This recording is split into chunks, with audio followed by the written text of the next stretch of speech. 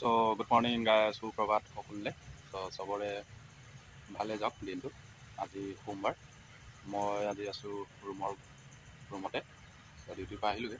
And মই গা চা ধুই কাপোৰ ওপৰত শুকাওঁ, আপোনালোকক দেখুৱাই আছোঁ, চাই লওক।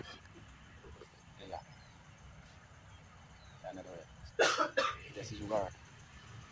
এই ৰুমৰ কাষতে আপোনাৰ বাগান আছে, আৰু বাগানটোৰ পিছফালে প্লান্ট আমাৰ, য'ত আমি কাম কৰোঁ। এয়া চাওক, এইফালে আগত প্লান্ট আছে।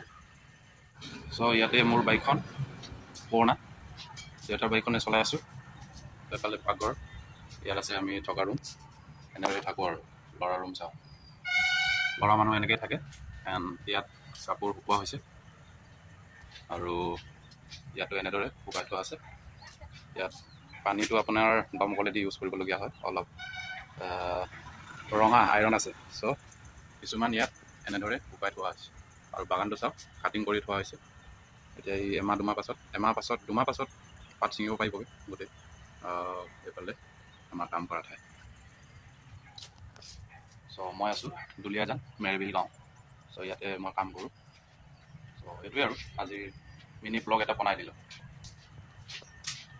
পিছফালে আপোনাৰ লগৰটো ভাত বনাই আছে। ইয়াতে সৰুকৈ এটা পাকঘৰ এনেদৰে। চ' লগৰটো ইয়াত আছে, কথা পাতি আছে ঘৰত। চ' এনেদৰে থাকোঁ আৰু কি কৰিম, জীৱনটোতো এনেকৈ পাৰ কৰিব লাগিব। ভাল দিনৰ আশাত জীয়াই থকা নিচিনা হয় আৰু চবৰে। এণ্ড আপোনালোকে যদি মোৰ ভিডিঅ'টো প্ৰতিদিনে চাই থাকে, চ' আৰু ভাল ভিডিঅ' বনাবলৈ মই চেষ্টা কৰিম। চ' ধন্যবাদ।